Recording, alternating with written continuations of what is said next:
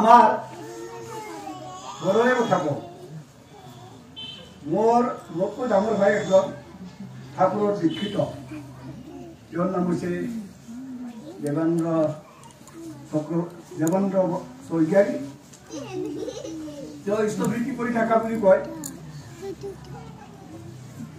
ইষ্টভৃতিৰ কথাটোতো আপোনালোকে দীক্ষিতবিলাকে জানে তথাপি কাৰোবাৰ বোধহয় তেওঁ ভুল হৈ আছে সেইকাৰণে কথাটো মই ইয়াত উপস্থাপন কৰিব বিচাৰিছোঁ কাৰণ ইষ্টভৃতি ইষ্ট মানে মংগলময় পুৰুষ আৰু ভৃতি মানে তেওঁৰ ভৰণ পোষণৰ কাৰণে যি 1 টাকা 2 টাকা বা কিছুমানে কি কৰিছে নাজানো গতিকে খাদ্য অনুযায়ী যি কৰিছে সেইটো হৈছে ইষ্টভৃতি এই ইষ্টভৃতিটো আমাৰ এই ভাইটি কেনেকৈ কৰি আছে জানে তেখেতৰ কথাটো ইয়াত মই উপস্থাপন কৰিছোঁ এই ইষ্টভৃতি এই মানে 1 টাকাটো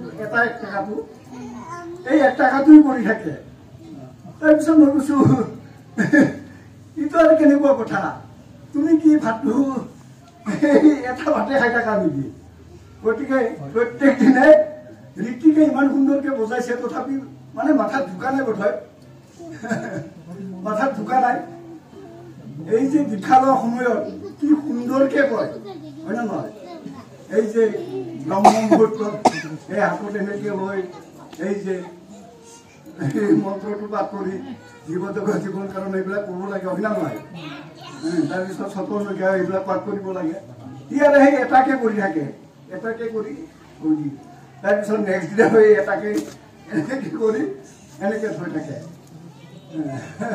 আৰু ইয়াত মোৰ চেক্ৰেটাৰ ডাঙৰটো জ্যেষ্ঠ ল'ৰাটো তেওঁ দিয়কচোন বেলেগতে থাকে গুৱাহাটীত বাস থাকে এনেকৈ কৰ্মসূত্ৰে তেখেতকো একদিন সুধিছিলোঁ বোলে বাবা ইষ্টভৃতিটো কৰি থাকা না বোলে কৰি থাকোঁ তেওঁৰো সেনেকুৱা কেনেকুৱা মই এটাকে কৰি থাকোঁ পুৰা বুলি কৈছে সিদিনা গুৱাহাটীৰ পৰা আহিছে আহোঁতে আমাৰ কাঞ্চিচক বুলিতো আপোনালোকে জানে আমাৰ এই ওচৰবিলাকে জানে গতিকে তাৰ কেনেবাকৈ আপেলটো এই নেহাত এই য'ত নেকি থোৱা জেগাত সি নামছে তাতে আমাৰ এই হৰিচৰা ঘৰত নামছে নামি তাৰপিছত চাইছে যে এই আপেলটো নাই তাৰপিছত লগৰ এই বন্ধুৰ বাইক লৈ আকৌ আমাৰ এই কাঞ্চি চকক বুলি গ'ল মই দেখা পাই তাৰপিছত ময়ো জয়গুৰু বুলি ক'লোঁ তাৰপিছত মই কৈছোঁ হে দাদা আহক আপোনাক মই বহুত দিন লগ পোৱা নাই আহক বিহু চাহ পানী খাওঁ বুলি মই টানি লৈ গ'লোঁ তাৰপিছত মই সুধিলোঁ বোলে দাদা ইষ্টভৃতি কৰে না বোলে কৰোঁ বোলে কেনেকুৱা কৰে তাৰপিছত কৈছোঁ মই সি তাৰো সেই একে এই 1 টাকাটো এটা 1 টাকাটোকে আজি বোলে কালিও সেই থাকে এনেকৈ কৰি থাকে আৰু এনেকৈ এইটো প্ৰচেছ নহয়তো তাৰমানে এটা কৰাৰ পিছত আৰু এটা 1 টাকা ল'বি এনেকৈ প্ৰত্যেক দিনে 30 টাকা যোগাৰ কৰি ল'বি তাৰপিছত এই আজিকালিতো পলিথিন আছে না পলিথিনত এটা কলা পলিথিন এটা বগা পলিথিন এনেকৈ লৈ তো দিয়কচোন কলাতে নকৰাটো আছে তাৰ পৰা লৈ সেই বগাত থৈ দিলেতো হ'ল না প্ৰত্যেক দিনে এটা এটাকে কৰিব লাগে হয় না নহয় আৰু এই কৰাটো এই যে ব্ৰহ্ম মুহূৰ্তত কৰিব কৈছে ঠাকুৰে কৈছে তো আৰু বাবাইদাই কৈ থাকে নাহং তিষ্ঠামি বৈকুণ্ঠে যোগিনাং হৃদয়ে নচ মদভক্ত যত্র গান্ধী তত্র তিষ্ঠামি নাৰদ আজি এতে এই যে আমি ইয়াত ঠাকুৰৰ গুণানুকীৰ্তন কীৰ্তন কৰি আছে হয় না নহয় তেওঁ কৈছে মই যোগীৰ হৃদয়তো নাথাকোঁ মই বৈকুণ্ঠতো নাথাকোঁ হয় না নহয় মদভক্ত যত্ৰ গান্ধী তত্ৰ তিষ্ঠামি নাৰদ হয় না নহয় গতিকে আজি ইয়াত আমি কি কাৰণত আনন্দ পাইছোঁ এই যে ঠাকুৰ বিৰাজমান হৈ আছে সকলোৰে লগত ঠাকুৰ বিৰাজমান হৈ আছে সেইকাৰণে আনন্দ লাগে সৎসংগত আহিলে হয় না নহয় সেইকাৰণে আনন্দ লগাৰ কাৰণ আছে এই যে ঠাকুৰ স্বয়ং মানে উপস্থিত হৈ থাকে এতিয়া আমাৰ সকলোৰে লগতে তাৰমানে ঠাকুৰ বিৰাজমান হৈ আছে সেইকাৰণে আমাৰ খুব আনন্দ লাগে। চাওকচোন, এই পৃথিৱীত বহুত লাখ লাখ মানুহ কোটি কোটি সদাগৰ আছে, হয় নহয়? কোটি কোটি টকা পইচা থকা মানুহ আছে, তথাপি আচল আনন্দ এই যে ঠাকুৰক তুলি পাইছে, সেই আচলকে হাঁহিব পাৰে, আচল আনন্দ উপভোগ কৰিব পাৰে। এই যে ঠাকুৰ যে আহিছে, তেওঁ যুগে যুগে আহে, এই যুগে যুগে অহা জনতাতে আমি শৰণাপন্ন হ'ব লাগে। গতিকে এই যুগত ঠাকুৰ আহিছে, সেইকাৰণে আমি সকলো ধন্য, হয় না নহয়? আমি এই জনমত ঠাকুৰ পাইছোৱে, ঠাকুৰে গেৰেণ্টি দিছে, এই জনমত যিবিলাকে নেকি মোৰ শৰণাপন্ন হৈছে, তেওঁলোকে অহা জনমত মানুহতো হ'বই, এইটো একে নিশ্চিত। কিন্তু উচ্চ ঘৰত জন্মগ্ৰহণ কৰিব পাৰিব বুলি ঠাকুৰে গেৰেণ্টি দি কৈছে। গতিকে এতিয়া আমি এই যে ইষ্টভৃতি আমি কৰি এই যে উচাই নিচাই মন্ত্ৰচাৰণ চলাই বিৰাই যাওক, যথা সময় ইষ্ট নিৰ্দেশ মুহূৰ্ত কৰাই যাওক, হয় না নহয়?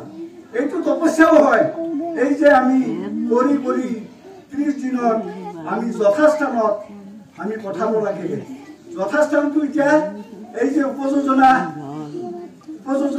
গঠন কৰি দিছে না। গতিকে আমি সব গুৰু ভাইবিলাকে এই উপযোজনা কেন্দ্ৰ য'ত আছে তাত যাই আমি এই ইষ্টভৃতি পইচা আমি এই দক্ষিণা সংগঠনী প্ৰণামী বা এই যে পথৰ কাৰণে খৰচা পইচাও দিব লাগে না, এই খৰচা পইচাও অলপ দিব লাগে। চবে 10 টকা 5 টকা এনেকে দিব লাগে, তেতিয়া কেন্দ্ৰবিলাকো চলাত সুবিধা হয়। নহ'লে কেন্দ্ৰ কেনেকে চলব, হয় না নহয়? আৰু কোনে গুৱাহাটীত যাই দিব, হয় না নহয়? গতিকে সেই গুৱাহাটীত যাবৰ কাৰণেও খৰচা লাগে না। গতিকে মই যদি 1 টকা নেদো, মই যদি 5 টকা নেদো, কোনে গুৱাহাটী মন্দিৰত যাই কোনে দিব, হয় না নহয়? গতিকে মই অনুৰোধ কৰিছোঁ, যিবিলাক গুৰু ভাই আছে এই যথাস্থানত এই যে উপযোজনা কেন্দ্ৰত যাই দি দিব ইষ্টভৃতি 30 দিনৰ মূৰত দি আহিব। তেতিয়া আপোনাৰ নিজৰো সাৰ্থক হ'ব। এই যে হৈছে না উচাই নিচাই মন্ত্ৰচাৰণ চলাই বিৰাই যাওক, যথা সময় ইষ্ট নিৰ্দেশ মুহূৰ্ত কৰাই যাওক, হয় না নহয়? এইটো তপস্যাও হয়। আৰু যিটো নেকি এই যে এতিয়া দীপী কামত বুলি যাওঁ, মইতো এই যে মুখং কৰতি বাচলং পংঘলং অংঘতে ঘিম যত কৃপা তমহং মন্দে পৰমানন্দ মাধৱ, হয় না নহয়? মই 14 চনত মোৰ এই ব্ৰেইন টিউমাৰ হৈছিল। মই সেই সময়তে মৰিব লগা আছিল, কিন্তু চাওক আজি মই প্ৰমাণ বুলি ক'ব পাৰি। তাতে কৈছোঁ মই প্ৰমাণে, কাৰণ মই সেই চনতে মোৰ মৃত্যু ৰোগ আছিল, কিন্তু মালিকৰ দয়াত মালিকে আজি মোক দিয়কচোন তেওঁৰ নিৰ্দেশ মতে বৰ্তমান আচাৰ্যদেৱ বাবাইদা তেওঁৰ নিৰ্দেশত কলিকতা ক্লিনিকত এই অপাৰেশ্যন কৰি আজিও মই তেওঁৰ দয়াত বাচি আছো। আপোনালোকৰ আগত আজি এই যে ঠাকুৰৰ কথা অলপ উপস্থাপন কৰিব পাৰিছো, এইটো প্ৰমাণ, হয় না নহয়? গতিকে এনেকুৱা বহু প্ৰমাণ আছে ঠাকুৰৰ, বহু প্ৰমাণ আছে। যেনেকে কৃষ্ণৰ দিনত যেনেকে কৃষ্ণই হুবাহু প্ৰমাণ দিছিল ৰামৰ দিনত, হয় না নহয়? ঠিক তেনেকে প্ৰমাণ বৰ্তমান ঠাকুৰে এই যে পূৰ্বৱৰ্তী বৰ্ধিকা কৰি পৰৱৰ্তীৰ আৱিৰ্ভাৱ, এতিয়া চব ৰাম কৃষ্ণ গণেশ বা কাৰ্তিক চব এই ঠাকুৰে লৈ আহিছে, হয় না? চব আহিছে। গতিকে আমি নিশ্চয় আমি যিবিলাকে নেকি তেওঁৰ শৰণাপন্ন হৈছোঁ, আমি নিশ্চয় ধন্য। গতিকে মই বেছি আৰু মানুহ কৰোঁ, তথাপি এই যে লিপিৰ কামটো অলপ ক'ব লাগিব। আমাক যাদৱ অধ্যক্ষবিলাকক এই যে এতিয়া আমাক দায়িত্ব দিছে, প্ৰত্যেকৰ ঘৰে ঘৰে যায় যিবিলাক নেকি যিবিলাক নেকি ৰেগুলাৰ চলি আছে তেওঁলোকৰ ঘৰতো সোমাই খবৰ ল'ব লাগে, আৰু যিবিলাক নেকি বিফল হৈ আছে তেওঁলোকৰ ঘৰত যাই আমি ঠাকুৰৰ কথা কৈ অলপ আড্ডা চাড্ডা মাৰি অলপ ঠাকুৰৰ কথা কৈ আমি চাহ পানী অলপ খাই আড্ডা মাৰিব লাগে, ক'ব লাগে। এইটোৱে ডিপিৰ কামটোতো উপৰোক্ত বক্তাই ভালকৈ কৰি আছে। মাসকল, দাদাসকল প্ৰত্যেকে লাগি যাওক। এই যে কিবা গ্ৰহদোষ আছে, যদি কিবা যদি মৃত্যুযোগ যদি আছে, বৰ্তমান আচাৰ্যদেৱ আৰু অবিন্দাই গেৰেণ্টি দি কৈছে, তেওঁ আমাৰ কাৰণে চাওক। এই সৌখী দিনাহে কত মন্দিৰে মন্দিৰে কেন্দ্ৰই কেন্দ্ৰই আহি কত দাদাসকলক উপলব্ধ কৰিছে, হয় নে নহয়? গতিকে আপোনালোকে লাগি যাওক, হয় নে নহয়? গতিকে আনন্দ উপভোগ কৰিব পাৰিব।